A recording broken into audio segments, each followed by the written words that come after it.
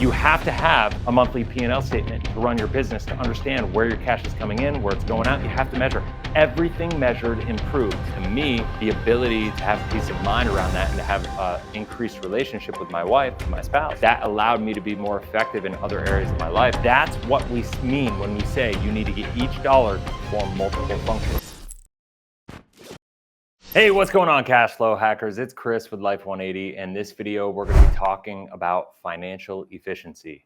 I just got done with the Life 180 Mastermind, had a bunch of agents here. One of the things that kept coming up was this idea of financial efficiency, and now my wife kept asking me, Chris, what does that even mean? It's a very vague term, and I'm like, babe, if you've been married to me for this long, I've been doing this, and you still don't know, we probably have some problems, but in the interest of good faith, I said, you know what, let's make a video on this, because if she's confused about it, probably there's a lot of people confused about this term that we used. And I think since it's one of the most important things that we talk about, one of the most important things that I believe you need to do in controlling and taking control of your personal finances, let's just get into it. So without further ado, what I'm going to do is I'm going to go to my vibe board back here, and we are going to just do a little bit of an education lesson on the vibe board. So let's think about what our goals are here. Like, what are we taught about personal finance?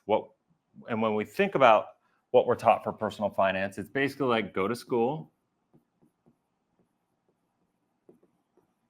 get a job,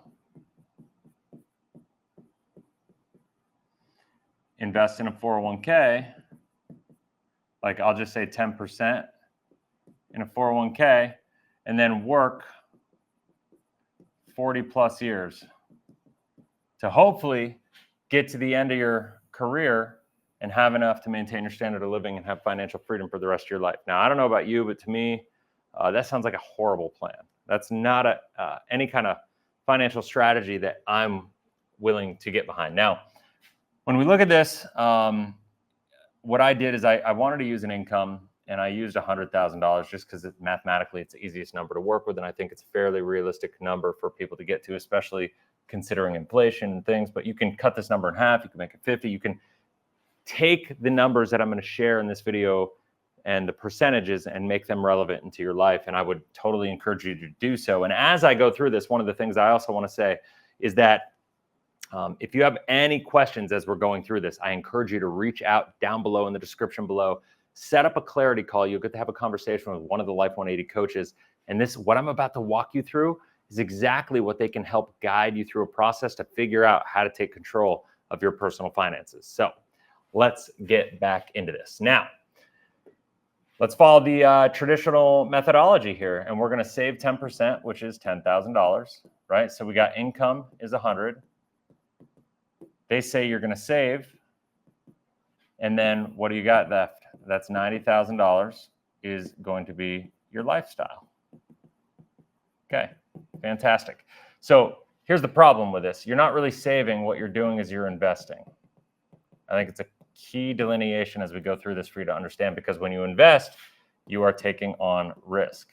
With savings equals guarantees. GTS, I'm going to write for guarantees. Investments equals risk. And so what happens is, like, when we look at this math, this is what I want you to understand. When we look at this math, what are we doing? We're saving $10,000, and we're going to try to get 8%, right? So we're going to try to gain by 8% every single year.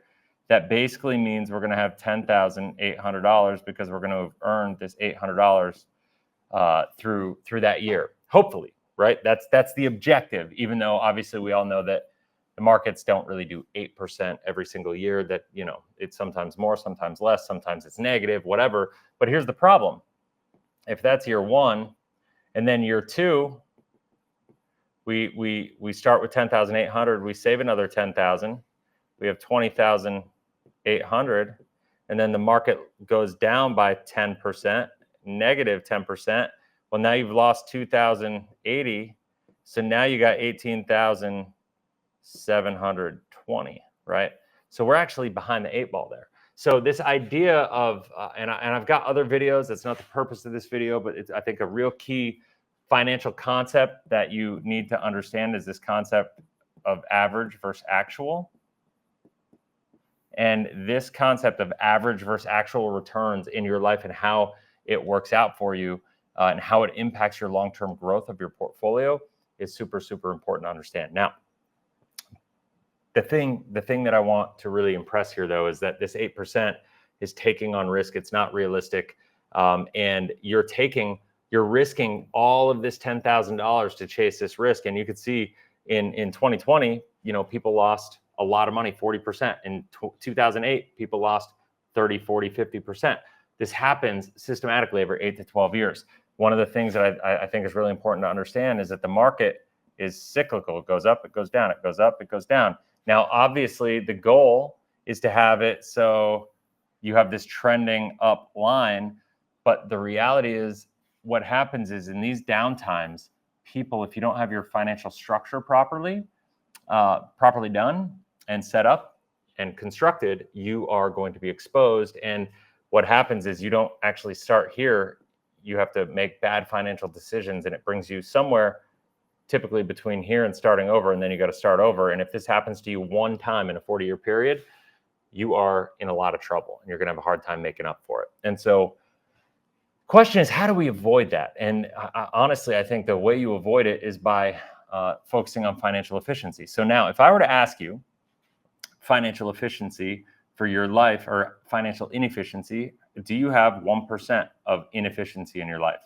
2%? 3? 5? 10? Right? This is pretty much, I've seen a lot of people have 10% inefficiency. I see most people have at least 5, and every single person in the world has 1. And so the question is, what does that mean? Well, 1% of 90,000 is 900. 10% is 9,000, obviously a big number. 4,500 is the 5% number. So we're gonna focus on the 4,500 number, and we're gonna focus on the 900 number. So if I could show you a way that you could increase your financial efficiency by 1%, and you are willing to reallocate that $900 to increasing your success in life, how would that help you reach your goals? You could see here, you're taking all this risk to get this 8% return, and you're putting at risk of loss all the money that you have, right? And the challenge is you have no control of those results. You have complete control of this. This $900 is the equivalent of better than 8%. It's a 9% rate of return on the money you're investing, and you're taking no risk. This $4,500, if you go 10,000, 4,500, you end the year with 14,500. Because I'm not saying stop saving the 10,000. I'm saying just increase this efficiency. You got 14,500 at the end of the year. That's the equivalent of a 45% rate of return, right? Now, you will understand this, I guess, more as I go through this video. But what I want to do now is I want to talk about the areas that I'm finding people have the most inefficiencies. And then I want to talk about some solutions that will go along with it. And that way you have some actionable items that you could take away from this video. Now, first and foremost, insurances, auto and home insurance, I'm going to bundle together. The reason I'm going to bundle auto and home insurance together is because of the fact that pretty much everybody needs them. You can, instead of home, you can put renter's insurance. But if you have a car, renter's insurance, whatever, you can bundle these and you can save money. If you go online and you watch TV ads or whatever, you watch Allstate, State Farm, they always say, save by bundling, save by doing all this stuff. And the reality is they are 100% right. You want to do that, but you don't necessarily want to do it with them. There are other companies that you will want to bundle your insurance with. You want to check and make sure that you are getting the best rates with the different companies that you can bundle your coverages with. The one thing, so you want to check new companies, but the one thing you want to be careful as you're checking new companies is to make sure you don't sacrifice the coverage that you have. You don't want to reduce your coverage and increase your exposure just to save money. You want it to be an apples to apples conversation. Make sure your coverages are comparable, but that the costs go down based on the company. Now, the other thing is deductibles. This is a big area. Deductible.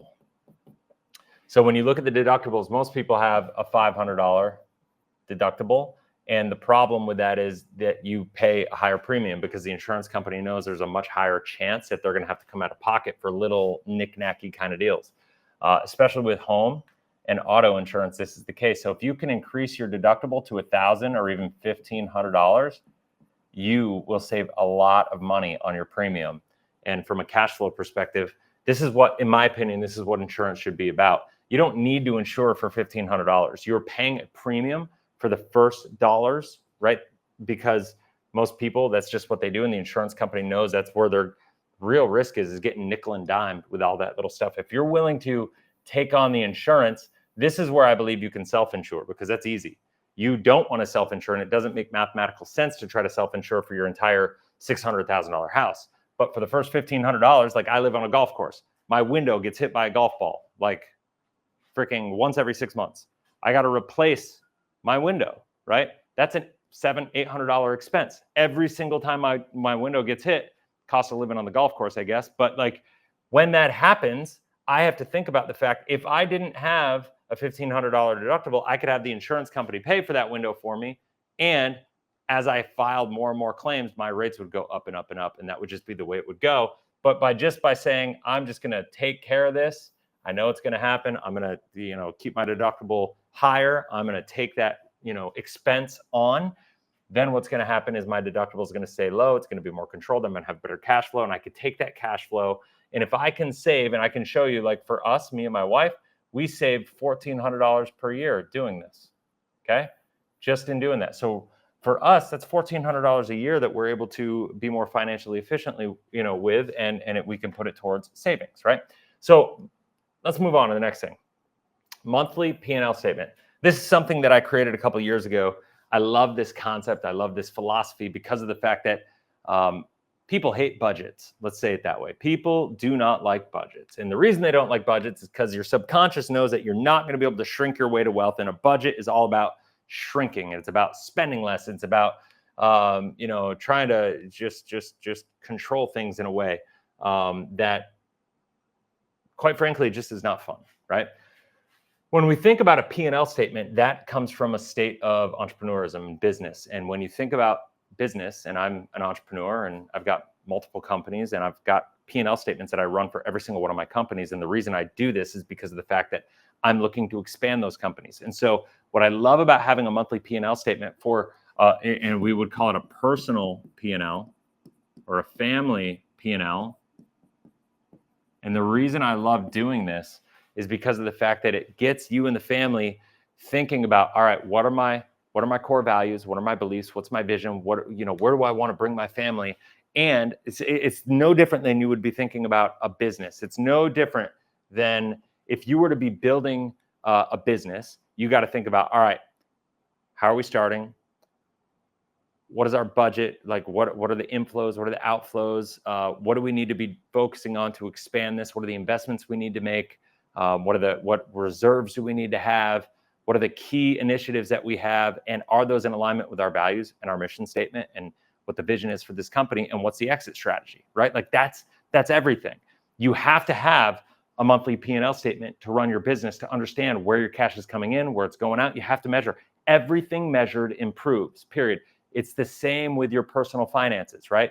But the thing is looking at this, it's effectively a budget, but your mindset around it and how this budget interfaces and weaves in with all the other things that you have going on in your life and correlating your value statements and your core values and your core beliefs, like that's what is going to move the needle, and it's what's going to help you accomplish what you want to accomplish. So I would really, really encourage every single person by creating this monthly P&L, you're going to find more money, and you're going to be more intentional about where you spend money. Therefore, it's going to increase your financial efficiency, and you're going to find the ability to increase that number to the 10% range is going to be no problem at all.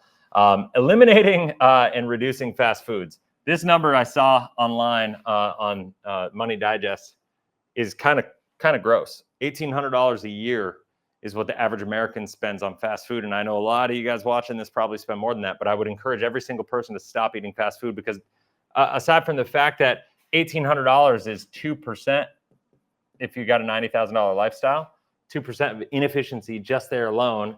Obviously you need to eat, right? So that's not it. But from a health perspective, I talk about the 5 F's of life: faith, family, fitness, finances, and freedom. The fitness part is simply health, and it's how you exercise and how you eat, because our health is, I don't believe we can ever actually achieve freedom without freedom of our health. And fast food is the fastest way you're going to deteriorate your health. And I think there's a compound cost to not just the $1,800 a year in the fast food, but like all the medical bills and treatments and stuff that are going to come with it that are going to hold you back from a long-term perspective.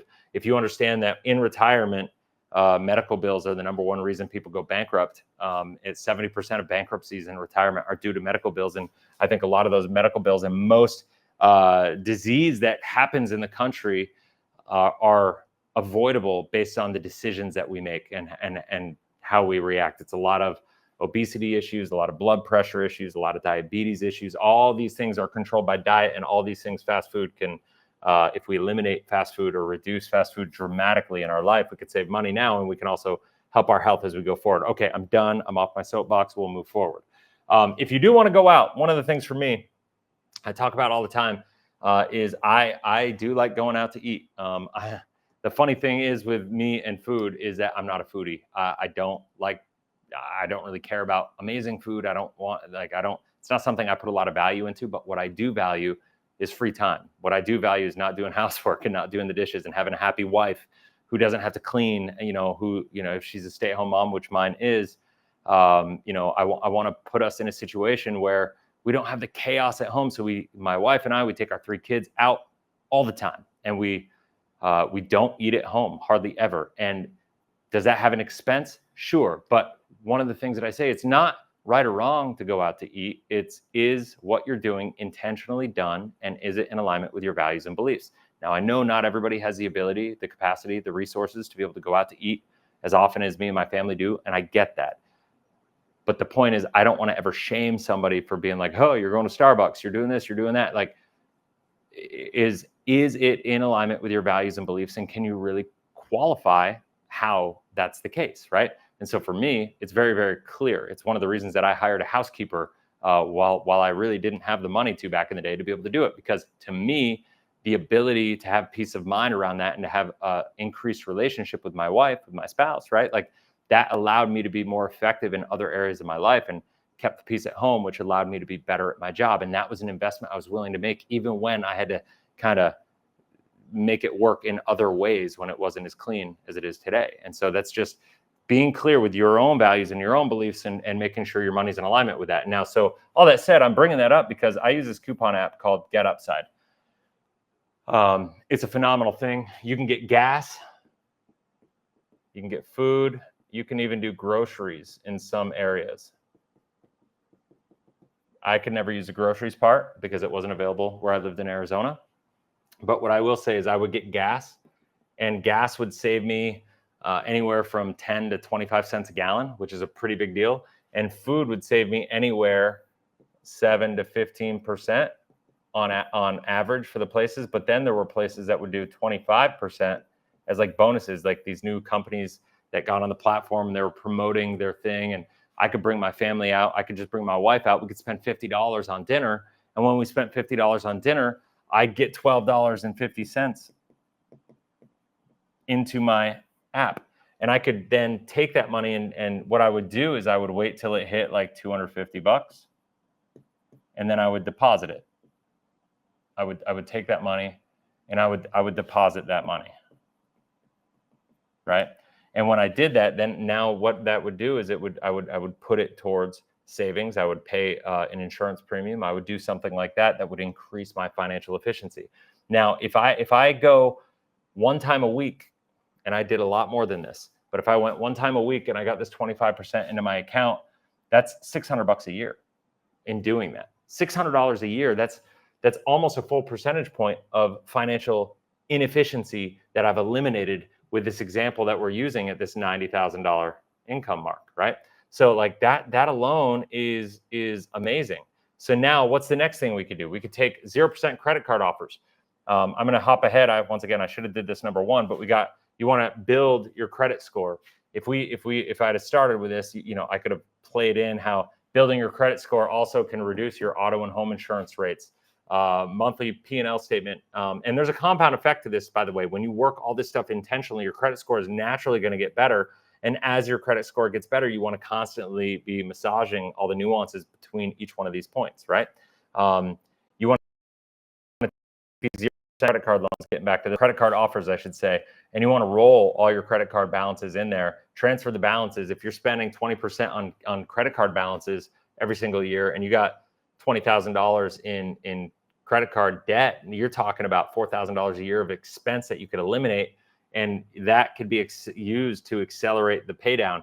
Usually these offers go for like 18 months and then they go to a normal rate. And then what you want to do is, as you build your credit score, keep looking for the better and better offers, and kind of ladder those offers and keep finding good deals, roll one into the next, and just keep doing that until your credit card debt is paid down. And that will be a much more efficient way to do it. Now, the last one I'll talk about here is using your emergency savings, if any, to pay off toxic debts. Now, I had a person I talked to the other day. He had $60,000 in emergency savings and he had $40,000 in credit card debts. And the credit card debt, I asked him, I'm like, what is the average interest rate on this debt? He said about 16%. And when you break that down, it's like $6,400 a year in interest expense on that $40,000. If he's paying even more than the minimum, that's the case. And so when you look at the effective rate over that, the way credit cards work, it is just a gross number of interest unnecessarily that he would have to pay. Now, he was scared about taking this 60, reducing it to 20 and paying off his credit card. But at the end of the day, he's got that credit card balance right now. When he pays it off, it's going to be available. He'll shift. He'll use his emergency savings to eliminate the credit card debt, right, in that scenario. And now he's got $20,000 of emergency savings, which is shrunk. But now he's got the credit card balance and he can use that. But he's got his extra cash flow on his credit cards, which is like, it was like $900 per month that he would be able to, have go over, and he could work that towards rebuilding his emergency savings. And within a couple of years, he's going to have his emergency savings rebuilt, and he will have eliminated all the interest expense and risks. And because he does that, and his debt to credit opportunity, ratios will be better, his credit score will go up, and then all these other things will be able to benefit. So you have to look at the cost of this efficiency stuff from a really, really huge scale. Now, other inefficiencies. This is a big one. This is something that most people don't think about. They don't realize you have to be thinking long term, but above and beyond all the stuff that I've talked about, this goes back to the financial structure thing I was talking about up here. People losing money in the markets due to poor financial structure, due to not having the right emergency fund, due to not having an opportunity fund. And what happens is, because people are saving in their 401k, they think that they have their money in their 401k and they're good. If they have a balance of like $150,000, you think most of your savings is in your 401k, and actual savings, you might have 5,000. The problem is that doesn't even cover a month's income, right? People are effectively living paycheck to paycheck outside of their 401ks. And what happens, that feels really good while things are going up. But when things go down, when things start to go down in this scenario, what happens is you lose your job. You need access to capital because you don't have savings. Now what happens is this 150 actually goes down in value. Maybe it shrinks to 130. But now you don't have a job and you don't have any savings. You got to pay your bills. And so you spend it down, and you have to pay taxes on it, and you have to pay a penalty on it. So let's say you pay 20% tax on this, which is $26,000. Then you got to pay a 10% penalty, which is $13,000. So now, because of that and the way it all worked, you really only have $39,000 in penalties. So you really only have $91,000. And let's say you have to spend down 50 of that because you didn't have an emergency fund. You get where I'm going with this. Before you know it, you're having to start over here again, or like I told you earlier in the video, would potentially happen. And that is like the worst thing that you can have happen to you. So this is one of the most important things when I'm talking about that you need to avoid is this poor financial structure. I harp on this. We need to stop thinking about rate of return, ROR. ROR, I encourage you to think about rate of return is dead. I want you to think about ROR. The new ROR for you is, what is the rate of result. You can't be financially efficient and know what you're doing with your money unless you understand what you're trying to accomplish, unless you understand what your core values are, what your core beliefs are, what your vision is for your life, what you want to create for a life for you and your family. Because then you can reverse engineer a plan to get there, and you can think about what is the result I want, when do I want it, and how do I use money as a tool to get there. That is the key thing that you need to do. Now, what happens is, the other thing is, because of not having an emergency fund, what happens is people take on too much high interest debt because you lack the liquidity for the emergency fund, right? So what does that mean? Let's say your air conditioner dies and you live in Arizona and it's the middle of summer and you have no AC and you have the need to keep your house cold. Well, now you got a $10,000 expense. And if you don't have emergency funds, you got to take a $10,000 loan out on it. It's going to be 20%. You're going to be paying $2,000 per year just in unnecessary interest expense because of a lack of emergency funds. A lot of people say, why would I put money in money? Opportunity cost to that. Also, you have to, what are the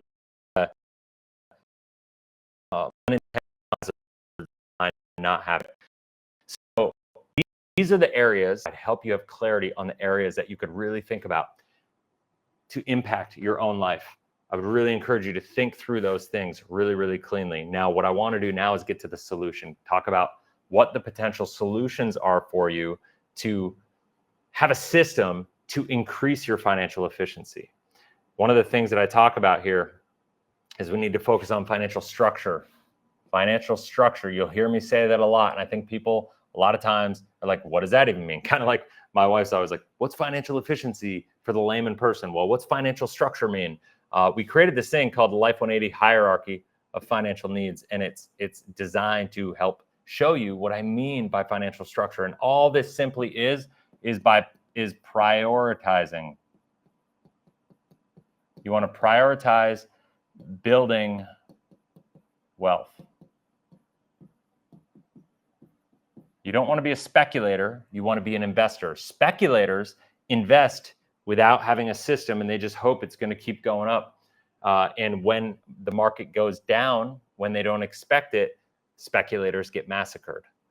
Investors make money in every environment. They make money when times are good, and they make money when times are bad because they have a financial structure that's set up to position them. This is why Warren Buffett always said, I want to make money when there's blood in the streets, because he is prepared for it, right?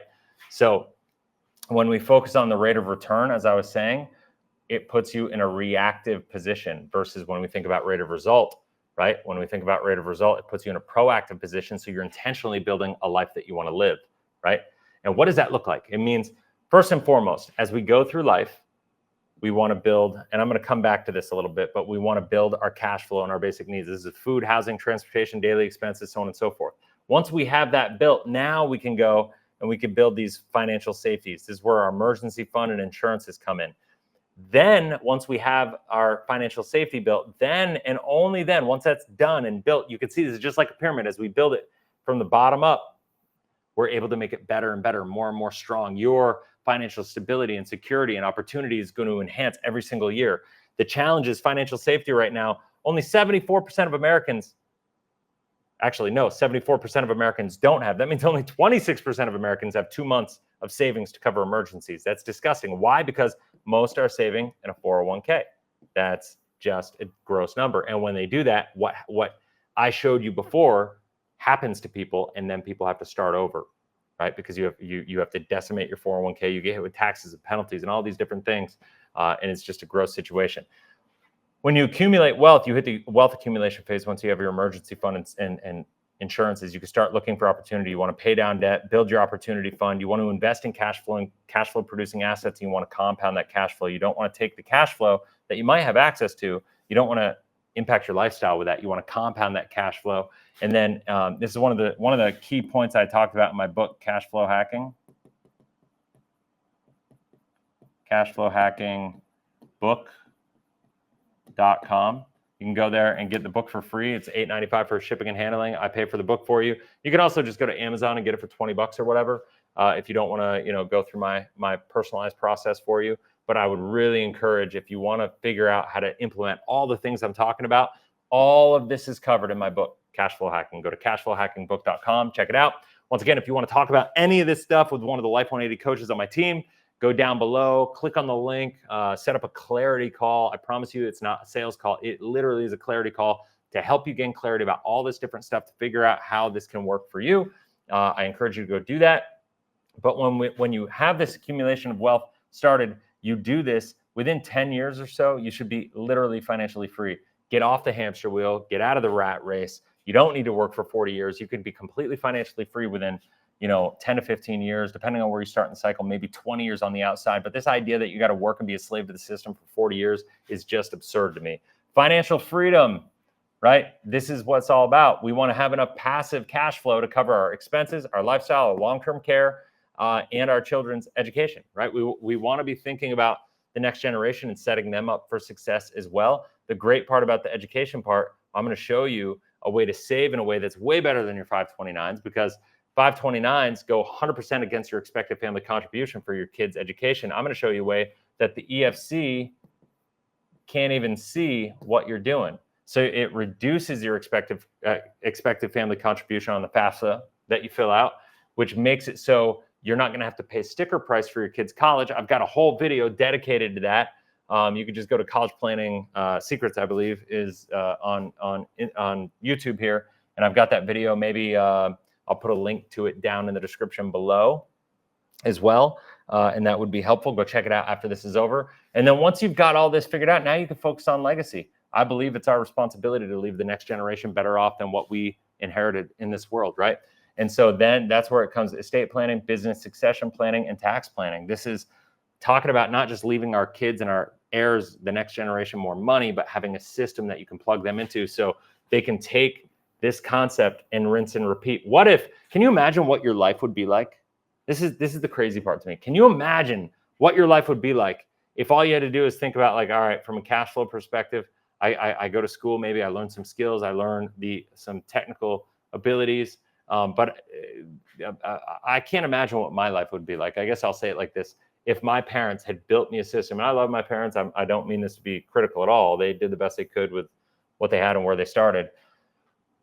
But I can't imagine where my life would be if, when I was 24, 25, that I had access to enough money. So I was started off with a certain financial safety and a set of rules and skills to be able to start at the accumulating wealth phase, which most people have to wait until they're 30, 35, 40 to be able to actually do that, because they spend the first 2 decades of their adult life just figuring this stuff out, right? So that's what I'm talking about. You can actually do this in 10 to 15 years. That is the amazing, amazing part about this entire system to me. And a lot of people ask, well, Chris, how do you do this? How do we get this done in 10 to 15 years when the average plan is a 40-year retirement plan? It takes 40 years to be able to retire, and go to school, get a job, invest, save, all these things, and hopefully get to a place where at the end of the rainbow, we have enough money, when the reality is 95% of Americans are getting there and they're not able to retire and they're not able to maintain their standard of living. How the heck could I show you a way that gets you there in 10 to 20 years, right? And the answer is, it's real simple. And I know this is going to sound weird to you. And this isn't the only product that you need to use, or that you could use, but I would say that it is the most efficient product for you to use. That's what I can tell you. And that is a properly designed whole life insurance policy. Now, why in the world would you want to utilize whole life? Why in the world would you want to utilize a whole life insurance policy to build wealth? Well, once again, I'm going to say this. It's not an investment. Life insurance, one of the biggest confusion points people think about it. Why would I invest in a whole life? You're not investing in a whole life. You are savings. You are saving in your life insurance policy. It is going to give you bond-like returns,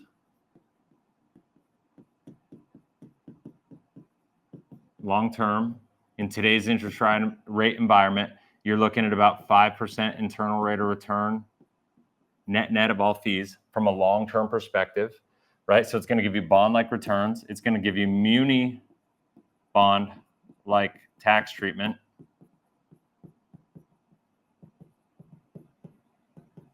Okay, which is a great thing, means it's going to grow tax-free. And you have access to it tax-free through policy loans. And it's going to give you money market liquidity, like liquidity. Okay, those three things are really the foundation of why whole life insurance is so powerful, because it's going to give you bond-like returns with a lower standard deviation. When we get to retirement, that's going to become a big deal. Now, let's talk about why. I'm a big believer in getting each dollar to perform multiple functions. Now, it's fair to say that as you go through life, your financial needs are going to change. Your needs in your 20s, your 30s, your 40s, 50s, and then 60s, 60 pluses, you're going to have a completely different set of needs and desires for what you do with your money at each stage of the game, right? In your 20s, what are you doing? You're just getting out of school. You need to build your cash flow. Okay, that's fine. But when you start building your cash flow, what are you going to need to do? You're going to start needing to build your emergency fund. The good news is you have the ability to lock in insurance, even though you probably are like, I'm 20 something years old. I don't need insurance. I don't have a wife or a husband. I don't have kids. I don't have all these like requirements on my life. But life insurance is never going to be cheaper than right here in your 20s, right? Now, the other thing is, as we go later in life, there are going to be things that you need, like, let's list off long-term care coverage, because when we hit our 60s in retirement, the odds of you needing assisted living before you die, it's about 70% chance that you're going to need to use assisted living of some capacity before you die. So that's a real risk that you run. And if you don't have long-term care insurance or something to help you address that challenge, it could devastate your retirement assets, right? Like that's a big deal. And people are running into problems with that all the time. As we hit our 30s, now we get married, kids, and we want to start building wealth. Now, if we built our emergency fund and we built our opportunity fund, and we've done that, and we do this inside of a whole life policy, because we're going to be able to leverage it and access it and never interrupt the growth of that. And we go back to this and we understand, all right, we've built our financial safety and we've started building the foundation to build our opportunity fund. We started building that foundation to give us the opportunity as we get older. We've done that in our 20s. We've used our 20s to build the foundation of our financial life to come. You got to be willing to go slow to go fast. And it's like the tortoise and the hare. Most people want to be the hare, and they act like the hare, and they go shooting off, and they like, boom, I'm doing really well. I feel really good about my life. I'm going to keep going. I'm going to go up this route. But then they're the rabbit, and they go bang, and they just take a crash, and they got to start over, right? Don't be the rabbit, right?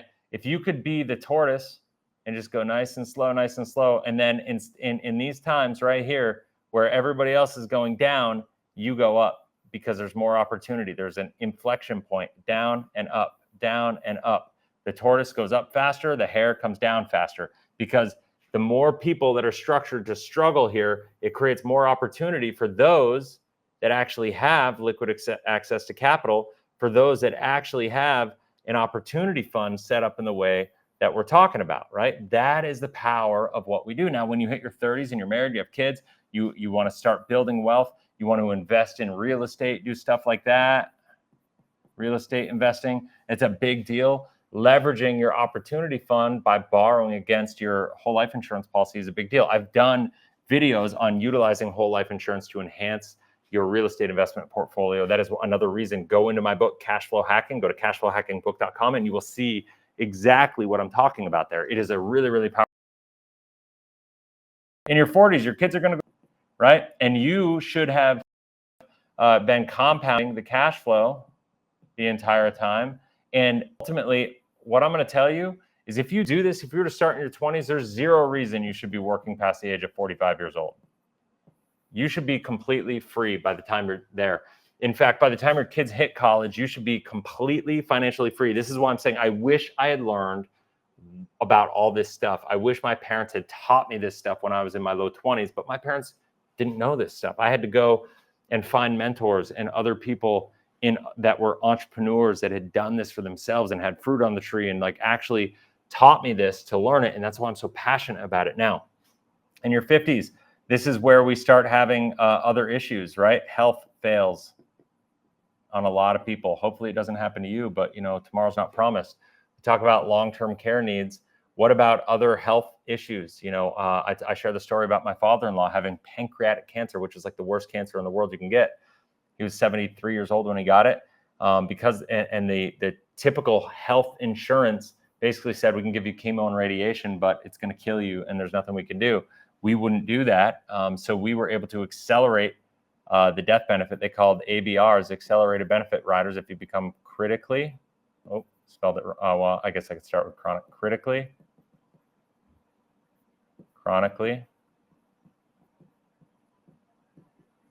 or terminally ill.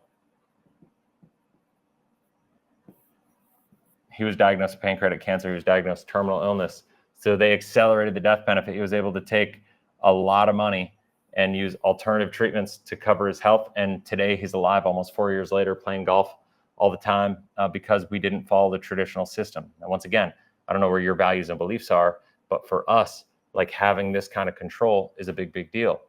He wasn't in his 50s, he was in his 60s plus and 70s, but it starts to happen where I've seen people utilize this stuff on a pretty common basis where they can tap into one of these things at that early age. I mean, I've even seen it happen sooner, but obviously in the 50s, it's when it becomes pretty common.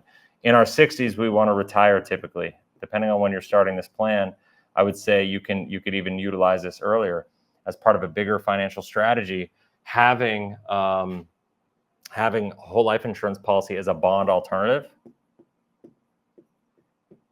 We have this thing called the volatility buffer. Dr. Wade Pfau has this concept that he talks about, and he's done the actuarial math about how having a properly designed whole life insurance policy as a bond alternative in retirement with a lower standard deviation than a traditional bond portfolio. Because if you know anything about bond portfolios in the last couple of years, both bonds and asset prices, markets lost. And so the 60-40 bond portfolio for retirement, typically that has been used for generations, is dead. Now we're at this different economy. And so we need to have an alternative that will provide the same benefit as a bond, but doesn't carry the risks of the bond volatility. And that's where life insurance companies come in, and where they help take that risk on for you, and they eliminate that risk for you with the guarantees that they're able to provide.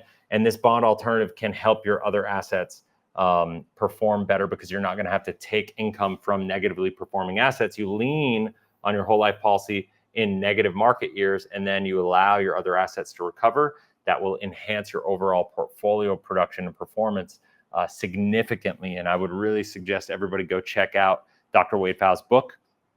But you can see, no matter where you are, this is why I love a properly designed whole life insurance, because your needs are different at every stage of the game, 20s, 30s, 40s, 50s, 60s. There's not another asset in the world that will grow with you as you go through each stage of life, as you have all these different needs. And the reality is how to be more financially efficient. You have these needs for accelerated benefit riders. We're all at some point in time most likely going to get hit with a critical, chronic, or terminal diagnosis. We're all going to have a high chance of needing long-term care. If we wait until we need these things, right, it's going to cost a lot of money. It's going to cost a lot of money, and it could decimate your retirement plans. If you start dealing with this in your 20s and you get one asset that helps you address your emergency fund now and helps you start building your emergent opportunity fund, and in the future it takes care of all this, is addressed, all these problems are taken care of, that's phenomenal. If you get into your 30s, once again, all these things, you just keep this plan going, all these things in your future that you haven't even thought about and that you have to deal with, they're all checked off the list. All the while now, by the time you get married, you have everything covered, right? Like your foundation is built, you've got savings, you've got your opportunity fund, you're insured, you've locked in your insurability, you have all these things going on, you're taken care of, and you're building wealth. You're working on trying to be completely financially free by the time your kids even hit college, so you can hopefully in high school be able to spend time with them, watch their sports games, and do all these different things. In the 50s, you're protected. You're retired. You're able to travel and experience life while you're still young and healthy and thriving and all this stuff. And then, you have the bond alternative element to it that's going to make all the rest of your portfolio perform better, whether it's real estate or stock market investments or anything else, business, whatever. It's going to be there. All the while, you have all the benefits that we're talking about as you age. And I don't know about you, but there's not another asset that I've ever seen that allows you to be able to have all those benefits inside of one product, and a one product that grows with you as you get older and performs all those different benefits and bonuses for you. To me, that's financial efficiency. That's what we mean when we say you need to get each dollar to perform multiple functions. Every dollar that you put in your whole life policy that I talk about like this is going to perform multiple duties for you, even if you don't understand the value of them at this moment in time. This is the power of what we do. This is the power of thinking about financial efficiency, because the need of financial efficiency for you right now when you're in your 20s or 30s or 40s is going to be completely different than your need for financial efficiency in your 60s. The beautiful part is when you properly design a whole life insurance policy, it's going to help you be more efficient in every stage of the game in a different way. It's your job to learn how to use the asset in those different ways to solve the problem. So I hope that helps. Once again, I really, really encourage every single person, click on the link below, set up a clarity call with somebody on my team. They can walk you through this, figure out what it would look like for you. At the end of the day, this is everything. Like if you get this right, you can accomplish your goals. I don't care where you are in life right now. You have the ability to take control of your financial life and be completely financially free within 20 years. No matter where you are right now, no matter how much money you're starting with, no matter what your income is, no matter where you're going, right? Like everybody has the ability to do this. Every single person. I believe that emphatically. I call this a retirement rescue plan sometimes, because I can't tell you how many people I've talked to that are 45, 50 years old and they got nothing. And they're like, holy crap, there's no way I'm going to be able to save 40% of my income to get to where I need to be by the time I'm 65. And so this is the solution. But I'm not saying it's easy.